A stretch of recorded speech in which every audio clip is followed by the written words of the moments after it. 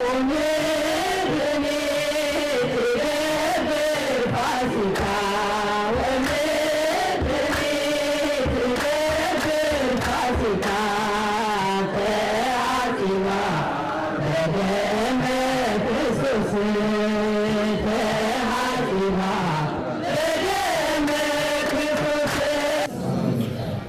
አላችሁ?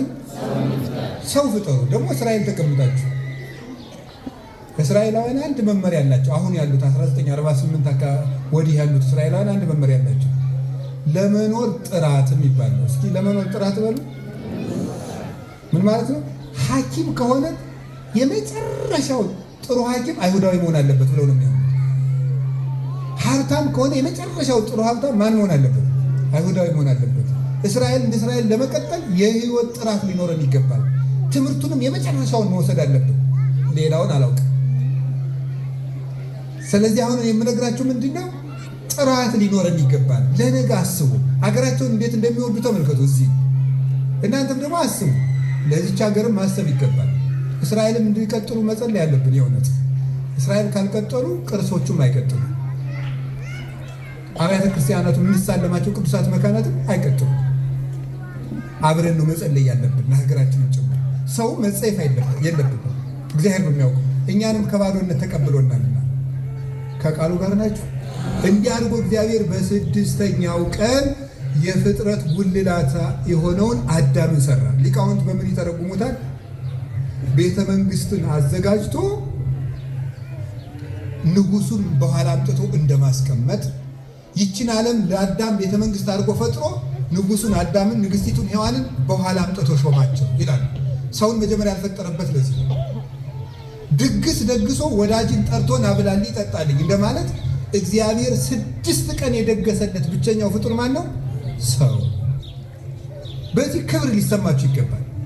ዘመድ ወንድም እህት ባይኖራችሁ እኔ እኮ እግዚአብሔር 6 ቀን የደገሰልኝ ፍጡር ነኝ ማለት አለባችሁ። የእውነቴን ነው። እግዚአብሔር ሲሰራልን ነፋስ የተፈጠረ ለማን ነው? ለሰው። ፀሐይ የተፈጠረ ለማን ነው? ለሰው። ጨረቃ የተፈጠረ ለማን ነው? ለሰው። ፍጥረታት በሙሉ ለእኛ ነው የተፈጠሩት። መላእክት የተፈጠሩት ማን እንዲጠብቁ ነው? ሰውን ነው። ማንኛውም ግለሰብ ያመነ ይሁን ያላመነ 2 ጠባቂ መልአክ እንደሚሾምለት ታውቃላችሁ። እናንተ የምታደንቁት ግን 2 ጋርድ ያስከተለ ባለስልጣን ስታዩ ግርማ ገዲ ጋርድ አለው ትላለህ። እናንተም እኮ አላችሁ። ለዚያው የማይክድ ጋርድ ነው። ጋርድስ ሊክድ ይችላል፣ ግን የማይለወጡ ጠባቂዎች አሉ ለእያንዳንዳችን። እግዚአብሔር በምድር አንግሶናል። ስንተኛም አንድ ጠባቂ መልአክ አለ የማይተኛ። እኛ ተኝተን ሰላም የምናድረው ሰይጣን አዝኖልን መሰላችሁ? ጣራውን እኮ አፍርሶ ቢጭነን ደስ ይለዋል። ታዲያ ለምንድን ነው ሰላም የምናድረው? የማይተኛ መልአክ እግዚአብሔር እዚያ ስላስቀመጠልን የማይተኛው አምላካችን። በዋልንበት ወደ የምንገባው ጠባቂ መልአክ ስላለን። ሰው ንጉሥ ነው። ሶስተኛው ምን ያሉ ሊቃውንት ቤት ሰርቶ ጉልላቱ መጨረሻ ላይ እንደሚያስቀምጡት ይሄንን ዓለም ፈጥሮ እግዚአብሔር የፍጥረት ጉልላት የሆነውን ሰውን መጨረሻ ፈጠረው። ሰው ልዩ ፍጥረት ነው። ንገራችሁ፣ ልዩ ፍጥረትነቱን ከምናደንቅበት አንዱና ከምንረዳው ሴቶች ሲወልዱ ነው። የሚገርመኝ ሴቶች ሲወልዱ በጣም ምጥ፣ በጣም ጥልቅ ስቃይ ነው። ሐኪሞቹ ከጎን አጥንታችን በጣም ብዙዎቹ ሲደቁ ሲሰበሩ የሚሰማንን ያህል የሚሰባቸው ወይም የአንድ ጎን አጥንታችን በሙሉ ድቅቅ ሲል የሚሰማንን ያህል ይባላል። እና ስታምጥ ቆይታ ሴቲቱ ልጁን ስታየው ደስ ይላታል። ለምን ይመስላችኋል? ምጧን ትረሳዋለች። ለምንድን ነው እንደዚያ የምታደርገው? የሚሆንላት የወለደችው ሰው ስለሆነ ነው። ጌታ ዮሐንስ ወንጌል ምዕራፍ 16 ላይ ሲናገር ልትወልድ እንደተቃረበች ሴት እንደዚሁ ታዝናላችሁ። ሴቲቱ ግን በወለደች ጊዜ ደስ ይላታል። ለምን? ሰው ወልዳለችና አይደል? ሰው ወልዳለች ማለት ሰው የማን መልክ ነው? የእግዚአብሔር መልክ ነው። ሰው የእግዚአብሔር መልክ ስለሆነ ሰውየውን ስታይ እግዚአብሔርን ስለምታይ ምጧን ትረሳዋለች። የሕፃናት መልክ የማን መልክ ስለሆነ ነው? የእግዚአብሔር መልክ ነው። እኛ በአርአያ እግዚአብሔር የተፈጠርን ነን። ንገራችሁ ስለ ሰው ተፈጥሮ 3 ነገሮችን የመጀመሪያው ሰው በእግዚአብሔር መልክ ተፈጠረ የሚለው እንድታውቁ። ምንድነው ሰው በእግዚአብሔር መልክ ተፈጠረ የሚባለው? አንደኛው ሰው እንደዚሁ ቁመናው እግዚአብሔርን ይመስላል። አይን እንዳለን እግዚአብሔር አይን አለው። ቁመት እንዳለን ቁመት አለው እግዚአብሔር። እጅ እንዳለው እግርም የእሱ ረቂቅ የኛ ግዙፍ ነው። አንደኛው በቅርጻችን እግዚአብሔር እንመስላለን ሰዎች ብቻ። ሁለተኛ በነፍስና በስጋችን። ከዚያ በፊት አንድ ነገር ልንገራችሁ። በቅርጻችን አለ። ሁለተኛው በነፍሳችን ተፈጥሮ ሰው ልብ አለው። ልብ በሉ እንጂ። ቀጥሎ ምን አለው? ቃል በሉ። ቀጥሎ ምን አለው? እስትንፋስ አለው። ስንት ሰው ይባላል ታዲያ? አንድ ሰው። ልብ ስል አብ በሉ። ልብ፣ ቃል፣ እስትንፋስ ስንት እግዚአብሔር ይባላሉ? አንድ እግዚአብሔር ይባላሉ። ቴዎዶጦስ ዘንቆራ የሚባል ሊቅ ነው የተረጎመው። እንቆራ ማለት አንካራ ቱርክ ውስጥ ያለች ከተማ ናት። ዛሬ አንካራ ናት። እዚያ የነበረ ሊቅ ነው። 4ኛው ክፍለ ዘመን የነበረ የቤተክርስቲያን ሊቅ። ልብ አብ እንደ ልብ ነው፣ ወልድ እንደ ቃል ነው፣ መንፈስ ቅዱስ እንደ እስትንፋስ ነው ብሎ ተርጉሟል። ግን ሰውየው አንድ ሰው ነው እንጂ ሶስት ሰው አይባልም። እኛ ሥላሴም ሶስት አካላት ቢኖራቸው አንድ አምላክ ናቸው። ስለዚህ ሰው እግዚአብሔርን ይመስላል የተባለው በአሳቢነቱ በእውነት ተናጋሪነቱና እስትንፋስ ማለት ሕያው ስራ በመስራቱ ነው። ሰው እግዚአብሔርን ይመስላል ማለት ነው። ሶስተኛስ እግዚአብሔርን የምንመስለው ለምንድን ነው? ሰው ነፍስና ስጋ ነው። እስኪ ነፍስና ስጋ በሉ። ምን አላችሁኝ?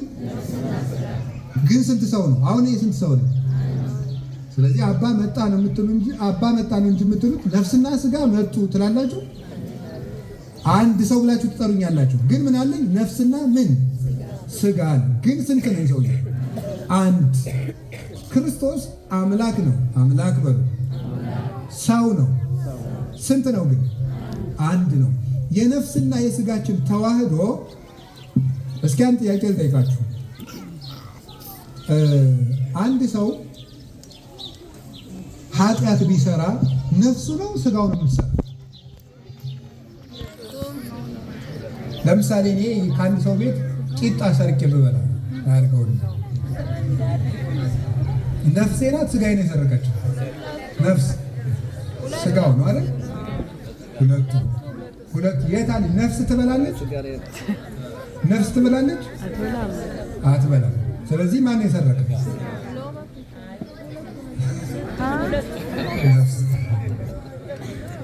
እሺ፣ ነፍስ ትሰግዳለች? ትሰግዳለች ነፍስ? እሺ ተውት። ነፍስ ታለቅሳለች? ነፍስ ታለቅሳለች? የነባ አላት? አላት? የላትም? የላትም ነፍስ። ስለዚህ ተደሙተም የሚያለቅሱ ሰዎች ብፁዓን ናቸው ይላል። ነፍስ አታለቅስም፣ የሚያለቅሱ ደግሞ ብፁዓን ናቸው፣ መንግስተ ሰማያት ይወርሳሉ። ነፍስ ካላለቀሰች ያለቀሰ ሰው ነፍስ ለምን ገነት ትገባለች? ምክንያቱም ያልዘራችውን ማጨድ የለባትም። ሳታለቅስ እንዴት ትወርሳለች? ስለዚህ ስጋ የሚያለቅስ ማለት ነው። ነፍስ ታለቅሳለች። ሰው አላምታታችሁ በቃሽ። አይ የሚሰርቀው አንድ ሰውዬ ነው። ለምሳሌ ዳቦ ሲበላ ሰውየው ሰርቆ ሲበላ ዳቦውን የሚያነሳው ማን ነው? አቤት አቤት ሲጣፍጥ የምትለው ማን ነው? ምክንያቱም ሰውየው ከሞተ በኋላ አሁን ጣዕም ያውቃል። ለሞተው ሰውዬ ሽቱ ብትረጩት ያሸተዋል? አያሸተውም። ስለዚህ ተግባሩን ስጋ እየሰራው ጣዕሙን ደግሞ ማን ነው የምትወስደው? ነፍስ ትወስደዋለች። እንግዲህ አንድ ላይ ነው የሰራው። ግን ደግሞ ስጋ ወደ ነፍስነት ተለውጧል? አልተለወጠም። ነፍስም ወደ ስጋነት አልተለወጠም። ሁለት ግን ደግሞ አይደለም። መለኮት ወደ ስጋነት አልተለወጠም። ስጋ ወደ መለኮትነት አልተለወጠም። ክርስቶስ አንድ አካል አንድ ባህሪ ተዋህዶ ማለት ነው። ከካቶሊኮች የተለየ ነው። በዚህ 451 ዓመት አንድ አካል አንድ ባህሪ ነው። ሞኖ አይደለም፣ ሚያነን ሞኖፌሳይትስ፣ ዲያፌሳይትስ እና ሚያፌሳይትስ ይባላሉ። ሶስት። ሞኖ ማለት ምን ማለት ነው? ይሄ ማለት ወደና ቀረብ ለማድረግ ያክል ሲንግል ዋን፣ ዱዋል ዋን፣ ዩናይትድ ዋን ማለት ነው። ሲንግል ሞኖ ሲንግል ነው፣ ነጠላ ተዋህዶ የሌለው ሌላ አካል የሌለው ነው፣ ብቻውን የቆመ ነው። ዱዋል የሆነው ደግሞ ከአንዱ ጋር ወይ ተደርቦ ወይ ተጠግቶ ወይ ተቀላቅሎ የሆነ ነው። ሚያ ማለት ግን ዩናይትድ ነው፣ የተዋሃደ ነው። ሁለት አይደለም፣ ነጠላም አይደለም። ታዲያ ምንድነው ሲባል አንድ የተዋሃደ ነው። እንደ ነፍስና እንደ ስጋ፣ እንደ ብረትና እንደ እሳት፣ እንደ ጋለው ብረት እንደዚያ ያተዋሃደው የሚባለው እሱ ነው። ስለዚህ ሰው በእግዚአብሔር አምሳል ተፈጠረ ማለት ሰው በሆነው በእግዚአብሔር ወልድ አምሳል ተፈጠረ ማለት ነው። ሰው በሆነው በእግዚአብሔር ወልድ አምሳል ተፈጠረ ማለት ነው ፍቹ። ለክርስቶስ አምሳል ሆነን የተፈጠረ ለሶስትነታቸው አምሳል ነን። መልሰን ደግሞ ለክርስቶስ ተዋህዶ አምሳል ነን። ሶስተኛው ለመሰቀሉ አምሳል ሆነን የተፈጠረው አርአያ ሆነን ይኸው እንደዚህ ተዘረጋ። ምንድን ነው መስቀል? ይኸው መስቀል ሰው በመስቀል እንዲድን ታስቦ የተፈጠረ ነው። ሰው እንዲስት ወልደ እግዚአብሔር ተሰቅሎ እንዲያድነው ታስቦ የተፈጠረ ነው። የሰው ልጅ እንዲህ ያለ ክቡር ፍጥረት ነው። የእግዚአብሔር መልክ የተሰጠው ፍጥረት ነው። ስለዚህ እግዚአብሔር ምን አድርጎ አረፈ ስትሉኝ፣ ሰው ፈጥሮ አረፈ። እስኪ ሰው ፈጥሮ አረፈ ብሎ የእግዚአብሔር የመጨረሻ የሥራ ማረፊያው ማን ነው? ሰው። የመጨረሻ የሥራ ማረፊያ እረፍት ያደረገበት ምክንያት ሰው ሲገኝ ሰው በቃኝ የሚያስብ አንድ ዕቃ ስንፈልግ አይደለም ሲያቀርቡልን አይደለም እንላ የፈለግነውን ዕቃ ስናገኝ በቃ ይሄን ነበር ስፈልግ የነበረው እንደሚባለው የሰው ልጅ በቂ ፍጡር ነው፣ ሙሉ ፍጡር ነው። እግዚአብሔር የሚደሰትበት የመጨረሻው ፍጡር ነው። ማን? ሰው። እገሌ የሌለው ሰው። በአጠቃላይ ሰው እንዲህ ያለ ክብር አለ። ሰንበት ስለዚህ የተሰራው ባል ነው ለሰው ነው። ታዲያ እግዚአብሔር አረፈ መባሉ ለምንድን ነው ሲባል እግዚአብሔር የሚበቃው ሰው ሲያገኝ ነው። ለእግዚአብሔር ጥላት ከምንሰጠው፣ መቋሚያ ከምንሰጠው፣ ጥንግ ድርብ ከምንሰጠው፣ ቤት ከምንሰራለት፣ ትልልቅ ሕንፃዎችን ከምንሰራለት ይልቅ ሰው ስንሰጠው ደስ ይለዋል። እግዚአብሔር ሰው ስንሆንለት ደስ ይለዋል። ሰውነታችን ነው የሚፈልገው እግዚአብሔር። ሰማይማ ሰርቷል፣ አዳራሽማ ሰርቶ ነበር። እግዚአብሔር የፈለገው ሰው ነበረ። እግዚአብሔር ደስ እንዲለው ከፈለጋችሁ ሰው እንስራ። እኔ እውነት ነው። አሁንም ሰው ስሩ፣ ሰውነታችን እንስራው፣ እግዚአብሔርን እናስመስለው። የመጨረሻው እግዚአብሔርን መምሰል የምትባለው ቅድስና ናት። ቅድስና ወይም ደግሞ ሱታፊ አምላክ በግሪኩ ቲኦሲስ ይሉታል። እግዚአብሔርን ወደ መምሰል መነጠቅ፣ መሰወር። ሰው ሲበቃ ከዚህ በኋላ ከተፈጥሮ ሕግ በላይ መሆን ይጀምራል። የመሬት ስበትን ተቃውሞ በህዋው ላይ መራመድ ይጀምራል። በባህሩ ላይ መራመድ ይጀምራል። በጠባብ ቤት ሊገባ ይችላል። በክርስቶስ ስዋሬ ማለት ነው። በተዘጋ ቤት ይገባል። ይሄንን ክብር የምናገኝበት የዘላለም ሕይወት የምንወርስበት ሰውነታችን ነው። ስለዚህ የሰው ረፍቱ ምንድን ነው ካላችሁ ሰው መሆን ነው ማለት ነው። እስኪ የሰው ረፍቱ በሉ። እግዚአብሔር ምኑን አረፈ? ምን አሉ አረፈ? እኛስ የምናርፈው ምን ስንሆን ነው? ሰው ስንሆን በሉ። ንገሩኝ። ረፍት ትፈልጋላችሁ? እንደው ሀገራችን ኢትዮጵያም እንድታርፍ ትፈልጋላችሁ? ሰው ሁኑ። ሰው ስንሆን እናርፋለን። እዚህ አሁን ያለነው የት ነው? ኢየሩሳሌም። የኢየሩሳሌም ዋናው ተወዳጅ ንጉሥ አሁን ሁሉም የሚወዱት የዳዊት መቃብር ላይ ሄዳችሁ አይታችኋል? ሲወዘወዙ ነው የሚውሉት።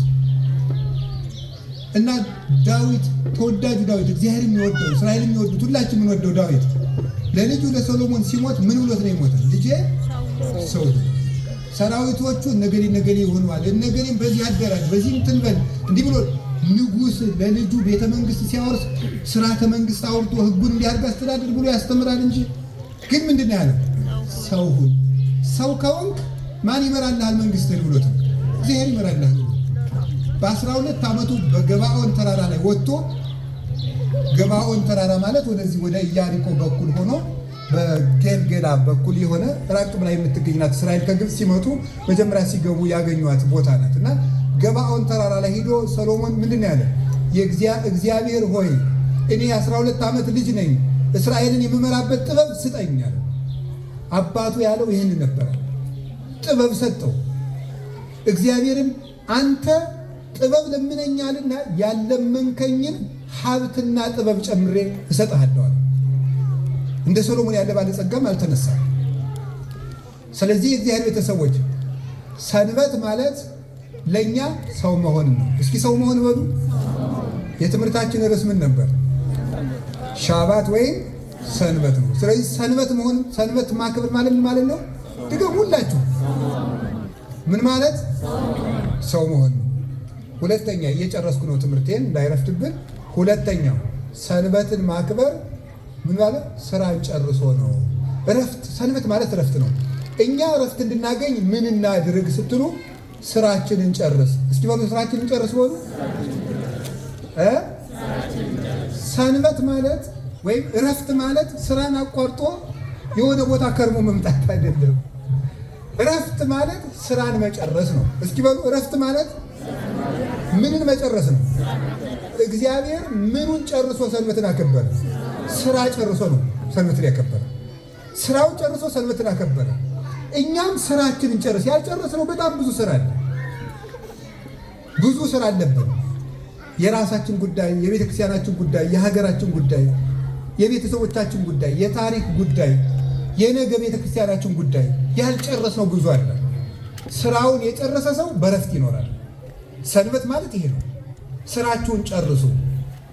ሶስተኛ ሊቃውንት አሁን ይተረጉማሉ። ሰንበት ማለት መልካም መስራት ነው። እግዚአብሔር መልካም ሰርቶ ሰንበትን አከበረ። ለምሳሌ እንገራችሁ። እረፍት ከፈለክ መልካም ስራ። እረፍት የሚሰጠን መልካም መስራታችን ነው። እንዲህ ይላል እግዚአብሔር ሰኞ ይሄን ፈጠረ፣ ወሬ እግዚአብሔር ከመሰናይ እግዚአብሔርም ያ መልካም እንደሆነ አየ።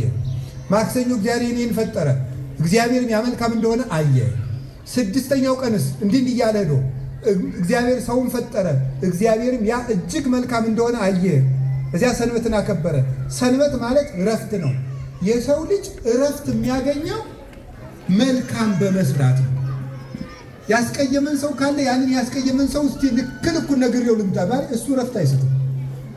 እንዲያውም ባልናገር ብሎ የሚል የህሊና ስቃይ ነው የሚያመጣው። እረፍት የሚሰጠው መልካም መስራት ነው። ሰው የዘራውን ያጭዳል። እውነቴን ነው የምነግራቸው። ሰው የዘራውን ያጭዳል። መልካም ከሰራን ከየትኛውም ጉድጓድ ብንጣል እግዚአብሔር የምናርፍበትን ነገር እራሱ ያመጣል። ክፉ የምንሰራ ከሆነ ደግሞ የዚያን ዋጋ ማግኘታችን አይቀርም።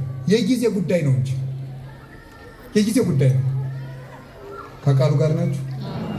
እረፍት ማለት እስኪ ሶስቱን ትርጉም ንገሩኝ። ሰው መሆን በሉ። ሁለተኛስ? የሚያሳርፈን ስራን መጨረስ በሉ። ሶስተኛስ? መልካም ስራ። እግዚአብሔር ስንት ቀን ሰርቶ አረፈ? 6 ቀን ሁሉ ምን ስራ ሰራ? መልካም ስራ። 6ቱን ቀን ሁሉ መልካም ከሰራን እረፍት ማለት ነው። በህይወቴ እታወካለሁ፣ እጨነቃለሁ። ምንድነው በእናንተ ቋንቋ በጣም አውርጄ ስናገረው ይደብረኛል ነው የምትሉት አይደለም? ይደብረኛል፣ እጨናነቃለሁ፣ እንዲላለሁ። ምን ላድርግ? መልካም ሰው። መልካም ከሰራችሁ እረፍት ታገኛላችሁ። ግፍን ማስወገድ፣ የወንድማችን ደም እጃችን ላይ እንዳይኖር ማድረግ። ምን ይላል መሰላችሁ?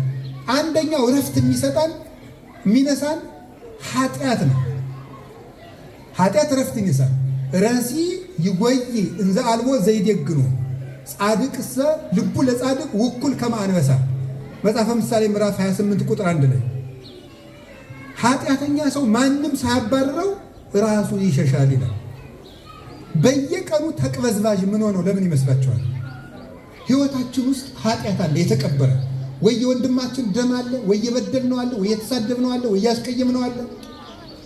ወይም ደግሞ ሰውነታችን እግዚአብሔርን የበደለበት ተቀብሮ ያለ የኃጢአት ድል በዚህ ውስጥ አለ። ስለዚህ ቃየል ምን አለ መሰላችሁ? ወእከውን ርዑደ ወድንጉፀ ወኩሉ ዘረከበኒ ይቀትለኒ። እኔ ተቅበዝባዥና የምደነግጥ እሆናለሁ፣ የሚያገኘኝ ሁሉ ይገለኛል። በዚያ ጊዜ ስንት ሰው ኑሮ ቃየል የሚያገኘኝ ሁሉ ይገለኛል። ሌላ ስንት ሰው አለ? አቤል እንደሆነ ሞቷል። ኃጢአተኛ ሰው የምድር ሁሉ ስደተኛ ነው። ታዲያ ማረፍ ከፈለግ ምን ነው? ከኃጢአታችን መላቀቅ፣ እረፍት የሚነሳንን ነገር ማቆም። የበለጠ ለነፍሳችን ላይ ሰውነታችን ውስጥ የኃጢአት እሳት ካለ እኛ ዘፈኑን፣ እኛ ስድቡን እያደረግን ነዳጅ እንጨምርበታለን። ነፍሳችን በኃጢአት እሳት ትነዳለች። በምናችን እንረፍ? ስለዚህ እረፍት ማለት ምን ማለት ነው ካላችሁ ኃጢአትን ማቆም ነው። ኃጢአትን ማቆም ሰንበት ነው። እሱ እረፍታችን ነው። ከቃሉ ጋር ናችሁ? ኃጢአት ምን ማለት ማቆም። እንዴት አድርገን እናቁም ሲባል እንደማይጠቅመን አውቀን እናቁም። እንደማይረባን አውቀን፣ እንደሚያከስረን አውቀን። ኃጢአት እግዚአብሔርን ያሰጣል። ኃጢአት ማለት ምን ማለት መስላችሁ? ኃጢአት በግዕዙ ኃጢኦት ነው። በዚህ ዕብራይስጥ ቋንቋ የምትችሉ ስላላችሁ ኃጢአት በዕብራይስጥ ምንድን ነው? ምን ኸት ትርጉሙ መንገድ መሳት ማለት ነው። በዕብራይስጥ ቋንቋ ኃጢአት በዕብራይስጥ ኃጢአት ቃሉን እናንተ በሉት፣ ትርጉሙ ግን መንገድ መሳት ነው። ምክንያቱም የሰው ልጅ የተፈጠረ እግዚአብሔርን ለመምሰል ነው። ያን ትቶ ሲበድል መንገድ ሳተ ነው። ኃጢአት ሰራ ማለት በዕብራይስጥ መንገዱን ሳተ፣ እግዚአብሔርን የሚመስልበትን ሕይወት ተወ ማለት ነው። ሰው እንስሳን ሊመስል አልተፈጠረም፣ እግዚአብሔርን ሊመስል ነው። ስለዚህ መንገዱን ሳተ፣ የተፈጠረበትን ዓላማ ተወ ማለት ነው ኃጢአት መስራት። ግዕዙ ኃጢአት ማለት ማጣት ማለት ነው። ምንድን ነው የምናጣው? ኃጢአት ስንሰራ ራሳችን እናጣለን፣ አይምሯችን እናጣለን፣ ጊዜያችን እናጣለን፣ ዘመድ እናጣለን፣ ወንድም እናጣለን፣ ሀገር እናጣለን፣ እግዚአብሔርን እናጠዋለን፣ ጤና እናጣለን፣ እድሜ እናጣለን፣ እንቀሰፋለንም ጭምር ጉልበታችን እናጣዋለን፣ ጊዜያችን እናባክንበታለን፣ አይምሮ የለሽ እንሆናለን። ይሄንን እንዳናደርግ ሰንበት ማለት ኃጢአትን ማቆም ነው፣ እረፍት ማለት ስለሆነ እግዚአብሔር ያሳርፈን፣ እግዚአብሔር ያሳርፈን። የመጨረሻ አንድ ነገር እንነግራችሁ። የመጨረሻ ሰንበት ማለት ምን ማለት ነው? ትርጉሙ እረፍት በሉ እንጂ። እንግዲህ የመጨረሻው ሰንበት መድኃኒታችን ኢየሱስ ክርስቶስ። ሰንበት ማለት እረፍት ነው። እረፍትስ ማን ይመስላችኋል? ጌታችን መድኃኒታችን ኢየሱስ ክርስቶስ። እሱ ነው እረፍታችን። ምንድን ነው የሚያሳርፈን ካላችሁ ክርስቶስ ነው የሚያሳርፈን። የማቴዎስ ወንጌል ምዕራፍ 11 ከቁጥር 28 እስከ 31 የሚል ቃል ታያላችሁ። ጌታ ሲያስተምር ንስኡ አሩቴ በላዕሌክሙ፣ ቀንበራችሁን በላያችሁ ላይ ተሸከሙ፣ ቀንበሬን በላያችሁ ላይ ተሸከሙ። ተመሃሩ እምኔ፣ ከእኔ ተማሩ፣ እስመ አነ የዋህ ወትሑት በውስተ ልቤ፣ እኔ በልቤ ትሑትና የዋህ ነኝና።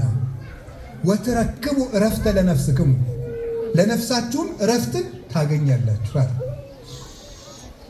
የኔን ቀንበር ተሸከሙ፣ ከእኔ ተማሩ፣ ለሰውነታችሁ እረፍት ታገኛላችሁ። ንዑ ሀቤ አንትሙ ስሩሃን ወክቡዳነ ጾር፣ እናንተ ደካሞች ሸክም የከበዳችሁ ወደ እኔ ኑ፣ እኔ አሳርፋችኋለሁ። እስመ አሩቴኒ ሰናይ ወመጾሬኒ ቀሊል፣ ቀንበሬ ልዝብ ሸክሜም ቀላል ነውና ይላል። እረፍታችን ክርስቶስ። ቅዱስ ቄርሎስ ይህን በሁለት ተርጉሞ መስሎ ይተረጉመዋል ከፍሎ። ሁለት ነገር፣ እናንተ ደካሞች፣ ሁለተኛ እናንተ ሸክም የከበዳችሁ ኑን ያሳርፋችኋለሁ። ደካሞች ያላቸው በጊዜው የነበሩ አይሁድን ነው ይላል ቅዱስ ቄርሎስ። እንዴት ነው ደካሞች ማለት? የኦሪት መስዋዕት አድክሟቸዋልና